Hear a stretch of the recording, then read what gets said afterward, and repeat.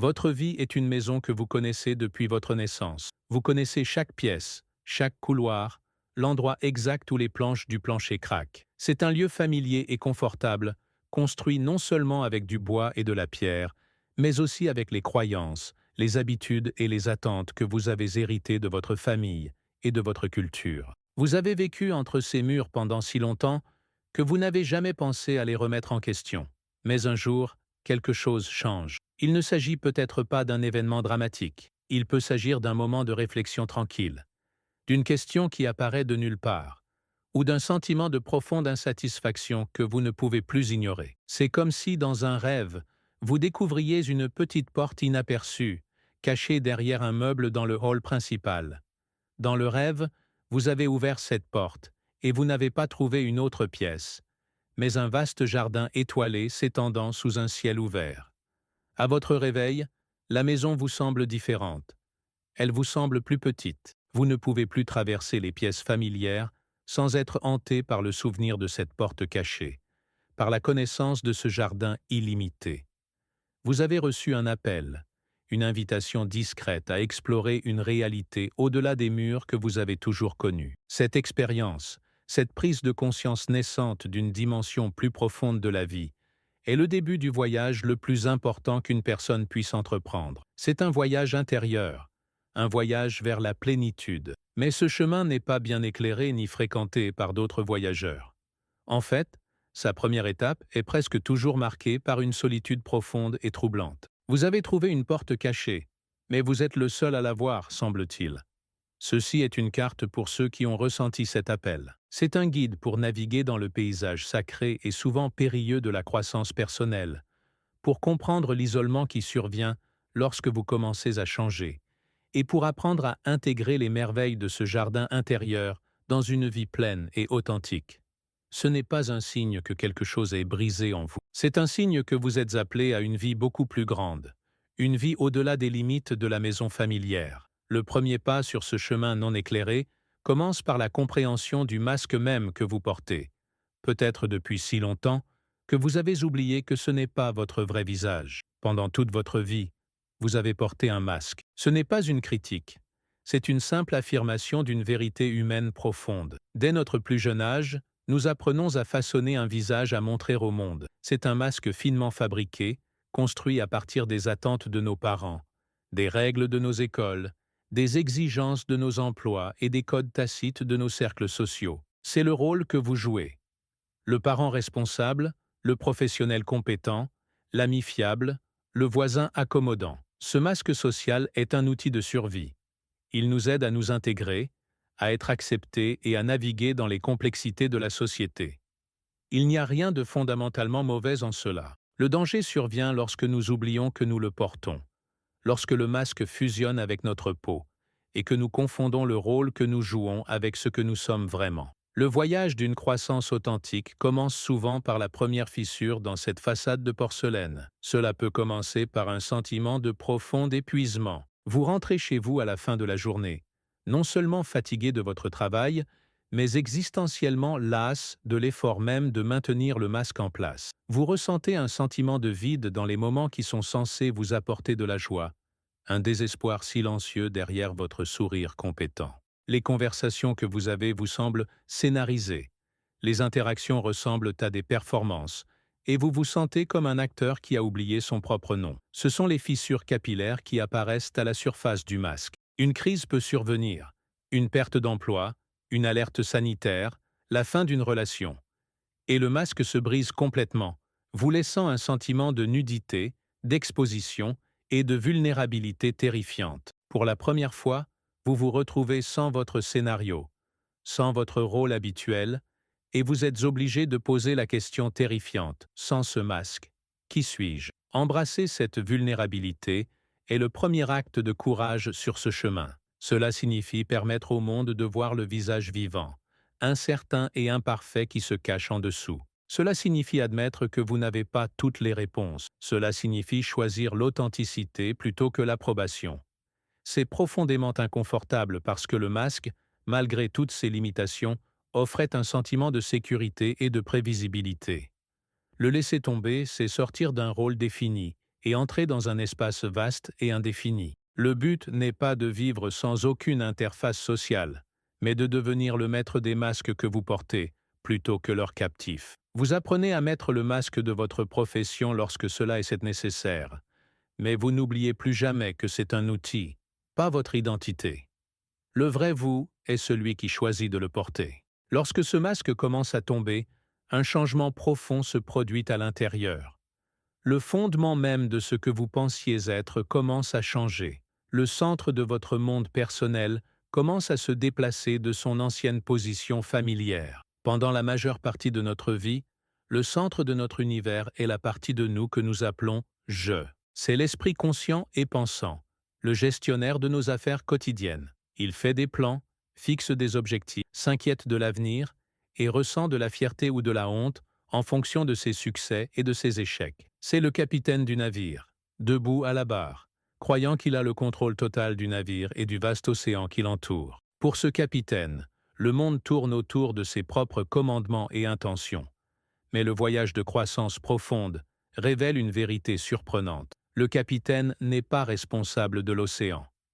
En fait, le navire lui-même n'est qu'une infime partie d'une réalité beaucoup plus vaste. Ce voyage initie une révolution tranquille dans l'âme. Le je pensant est lentement détrôné de sa position de monarque absolu et apprend à devenir un humble serviteur d'une présence beaucoup plus grande et plus sage à l'intérieur. Ce centre plus profond est votre vraie nature entière. Ce n'est pas seulement votre esprit pensant, mais aussi votre intuition, vos valeurs les plus profondes, votre potentiel inexploité et votre connexion à la vie elle-même. Si le je conscient est le capitaine du navire, ce soi plus profond est l'océan entier. Les courants, les marées, le temps et les vastes profondeurs silencieuses. Dépasser les autres ne consiste pas à ce que le capitaine devienne un capitaine meilleur et plus arrogant. Il s'agit du capitaine réalisant, avec un sentiment de profonde humilité et de soulagement, qu'il fait partie de cet immense océan intelligent. Le fardeau d'être le centre de tout, de devoir contrôler et gérer chaque résultat, commence à s'alléger. Il s'agit d'un passage de la croyance que vous devez générer votre propre lumière à la réalisation que vous faites partie du soleil. Ce changement de perspective est ce qui crée la distance initiale avec ceux qui vous entourent. Ils continuent d'agir comme si leur propre navire était la seule chose qui comptait. Alors que vous avez commencé à ressentir l'attraction des marées cosmiques. Vous avez commencé à voir le monde non pas depuis le pont limité de votre propre petit navire, mais du point de vue de l'océan lui-même. Et une fois que cela se produit, vous vous retrouvez à vivre avec une étrange sorte de double vision. Vous devez toujours naviguer sur l'ancienne carte du monde quotidien, mais vous êtes constamment conscient de ce vaste nouveau territoire à l'intérieur. Cela vous oblige à apprendre une nouvelle façon de communiquer, une nouvelle façon d'être dans le monde. Vous êtes maintenant tenu de devenir bilingue, maîtrisant deux langues différentes qui décrivent deux mondes différents. La première langue est celle du marché. C'est la langue des faits et des chiffres, des obligations sociales et des préoccupations pratiques. C'est la langue que vous utilisez au travail lorsque vous discutez du calendrier d'un projet, ou avec votre famille lorsque vous planifiez des vacances. Elle est concrète, logique et partagée par tous dans la maison de la culture que vous habitiez autrefois exclusivement. Mais vous apprenez maintenant une deuxième langue, la langue de l'âme. Cette langue n'est pas parlée en mots, mais ressentie à travers l'intuition, les symboles et les sentiments profonds. C'est la langue de votre jardin intérieur, celle qui communique à travers un sentiment soudain de paix, un rêve significatif ou une profonde intuition qui arrive dans un moment d'immobilité. Elle parle de but, de connexion et de la nature mystérieuse de l'existence. Le vrai défi est d'apprendre à vivre avec un pied dans les deux mondes, à être un traducteur entre les deux.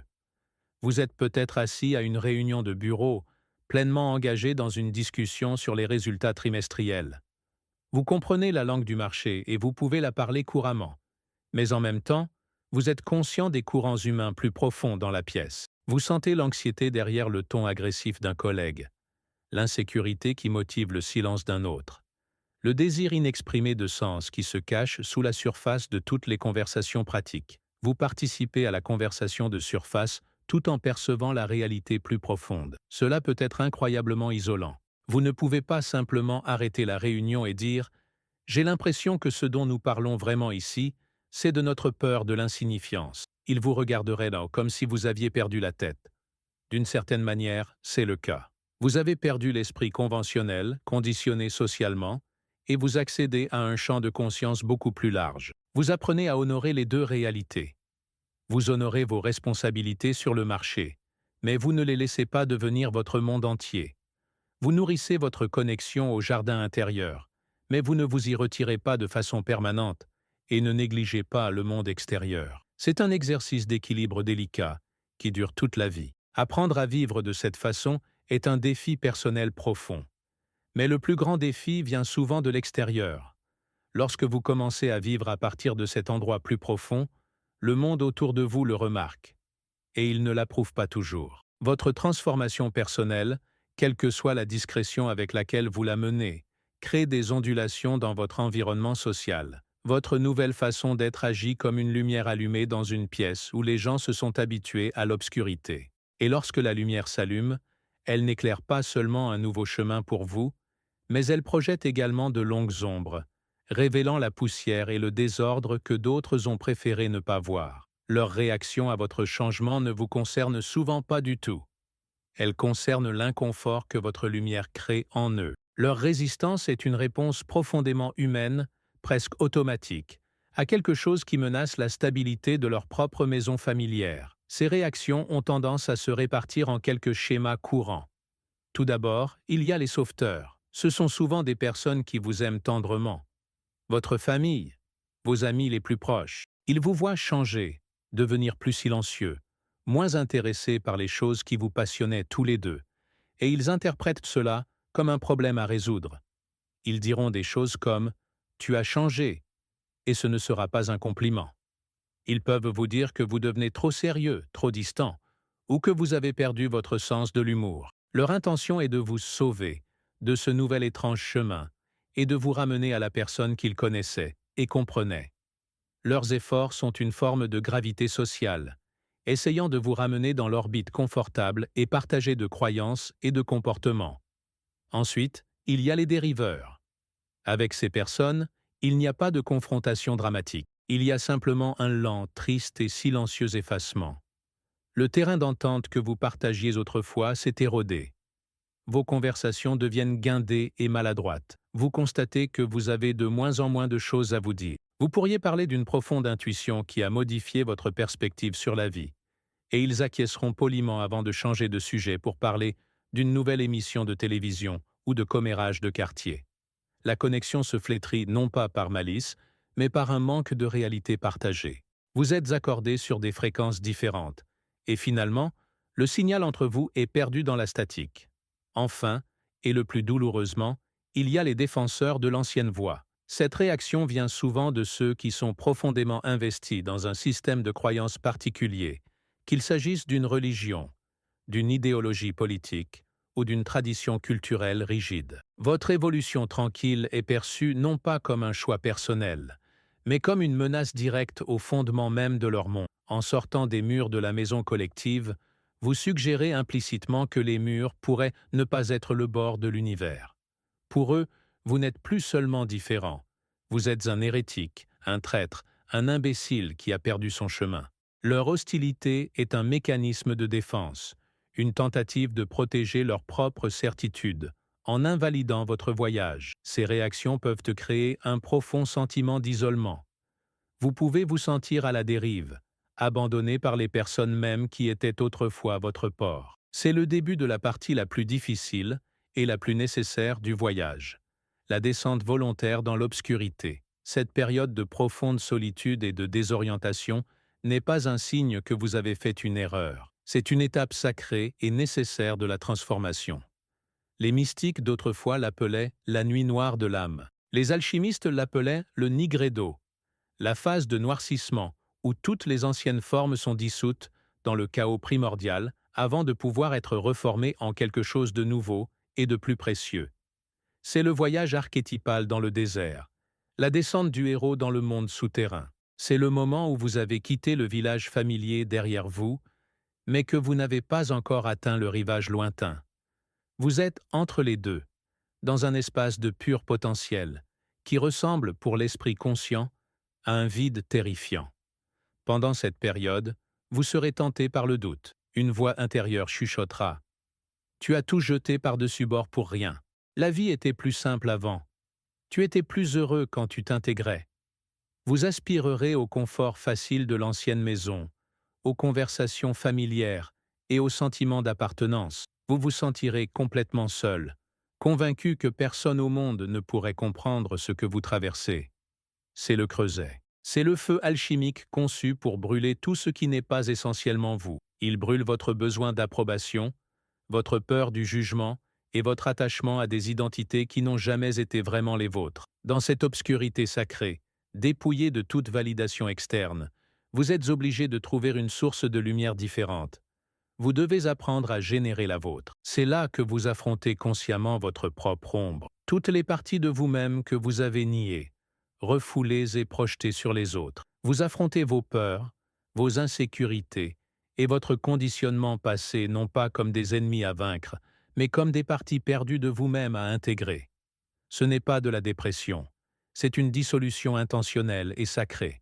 Et c'est au plus profond de cette expérience, juste au moment où vous croyez être le plus seul, que quelque chose de remarquable commence à se produire. Lorsque vous cessez de lutter contre l'obscurité et que vous apprenez simplement à être présent en elle, vous commencez à voir d'autres lumières clignoter au loin. Au fur et à mesure que vous apprenez à naviguer grâce à votre propre lumière intérieure, vous commencez à remarquer d'autres personnes qui sont également sur leur propre chemin, non éclairés. Ce n'est pas quelque chose que vous pouvez forcer par le réseautage ou la recherche. Cela se produit grâce à une sorte de magnétisme tranquille, un principe de coïncidence significative. Le bon livre semble tomber de l'étagère au moment précis où vous en avez besoin. Vous surprenez une conversation entre inconnus qui contient la réponse exacte à une question que vous vous posez. Vous rencontrez une nouvelle personne, peut-être dans les circonstances les plus banales, et une conversation se déroule avec une profondeur et une honnêteté que vous n'avez pas connues depuis des années. Ce n'est pas de la magie au sens surnaturel. C'est le résultat de votre propre alignement intérieur. Lorsque votre direction est claire, vous êtes capable de reconnaître les personnes et les ressources qui résonnent avec cette direction. Des choses qui étaient probablement là depuis le début, mais qui étaient invisibles pour vous depuis l'intérieur des murs de l'ancienne maison. Ces nouveaux compagnons sont différents des relations que vous avez laissées derrière vous. La connexion n'est pas basée sur des rôles sociaux partagés, des antécédents communs ou des intérêts superficiels. C'est une connexion de l'âme, une reconnaissance d'un compagnon de voyage. Avec ces personnes, vous n'avez pas besoin de porter un masque. Vous pouvez parler de votre monde intérieur sans crainte de jugement ou d'incompréhension. Il y a un sentiment de soulagement, de retour au bercail dans une tribu dont vous ignoriez l'existence. Ce sont les personnes qui peuvent vous soutenir pendant votre période sombre, non pas en essayant de vous en sortir, mais en s'asseyant avec vous, en vous rappelant de faire confiance au processus. Cette nouvelle communauté n'est pas un rejet de l'humanité, mais un engagement plus profond avec elle. Vous passez d'une appartenance inconsciente, grégaire, à une communauté consciente et choisie. Trouver ces nouveaux compagnons est un cadeau profond. Mais la dernière pièce du puzzle ne consiste pas à créer un nouveau monde et à abandonner l'ancien. Il s'agit d'apprendre à les intégrer, à tisser chaque partie de votre vie en un seul ensemble cohérent. Le but ultime de ce voyage n'est pas d'échapper au monde, mais de s'y engager plus pleinement et authentiquement. Il s'agit d'apporter les trésors du jardin intérieur sur la place du marché. C'est l'art de l'intégration, le travail sacré de tisser tous les différents fils de votre vie en un seul tissu solide. Vous prenez les fils sombres de vos luttes et de votre temps dans le désert, les fils d'or brillants de vos intuitions les plus profondes et de vos moments de grâce, et vous les tissez ensemble avec les fils simples et quotidiens de votre travail, de votre famille et de vos responsabilités. C'est l'étape finale, où vous apprenez à vivre votre vérité d'une manière ancrée et pratique. À quoi cela ressemble-t-il dans la vie quotidienne? Cela signifie que vous apprenez à aborder votre travail non seulement comme un moyen de gagner votre vie, mais comme un terrain d'entraînement pour la présence et l'intégrité. Vous traitez un membre de votre famille difficile, non pas avec une colère réactive ou un évitement craintif, mais avec une limite compatissante, comprenant ses limitations sans être entraîné dans son drame. Vous apprenez à être dans le monde, mais pas du monde. Vous pouvez participer aux rituels de la société, mais vous n'êtes plus défini par eux. Vous avez trouvé un centre inébranlable en vous-même, de sorte que vous n'êtes plus déséquilibré par les opinions et les exigences en constante évolution du monde extérieur. C'est le vrai sens de la voie du milieu. C'est un équilibre dynamique entre votre vie intérieure et extérieure, entre la solitude et la communauté, entre l'être et le faire. Vous n'abandonnez pas votre ancienne vie, mais vous l'habitez d'une nouvelle manière, et parfois, miraculeusement, votre incarnation silencieuse de cette totalité peut devenir un catalyseur pour les autres. Ils voient une paix en vous, une liberté à laquelle ils aspirent, et ils pourraient bien commencer à chercher une porte cachée dans leur propre maison. Cet acte de tissage, de rassemblement de tout en une vie d'intégrité, est le point culminant de tout le voyage. C'est la création de quelque chose d'inestimable à partir de la matière première de votre propre expérience. Le chemin de la transformation personnelle est le grand œuvre alchimique d'une vie humaine. C'est un processus solitaire, ardent et souvent incertain de transformation du plomb commun d'une existence conditionnée en l'or rare d'un soi conscient et intégré. Le voyage n'est pas pour les âmes sensibles. Il vous demandera de lâcher prise sur tout ce que vous pensiez être, afin de devenir qui vous êtes vraiment. La solitude, la confusion, la nuit noire, ce ne sont pas des obstacles sur le chemin, ils sont le chemin lui-même. Chaque étape est nécessaire, chaque défi conçu pour forger une force et une clarté en vous qui ne peuvent être brisées. Vous ne trouvez pas la légendaire pierre philosophale. Vous la devenez. La personne entière et intégrée qui émerge de ce feu est la chose même qui peut transformer toutes les expériences de la vie, à la fois joyeuses et douloureuses, en l'or du sens, de la sagesse et de la compassion. Les pertes que vous craignez n'étaient que l'effusion d'illusions. L'identité que vous avez pleurée n'était qu'un masque. Ce que vous gagnez, c'est votre propre être authentique, une connexion à une profondeur et une richesse de vie que vous n'auriez jamais cru possible. Vous n'étiez jamais seulement la maison, vous étiez toujours le jardin étoilé qu'elle contenait. Faites confiance au processus, faites confiance au feu. L'or se forge en vous.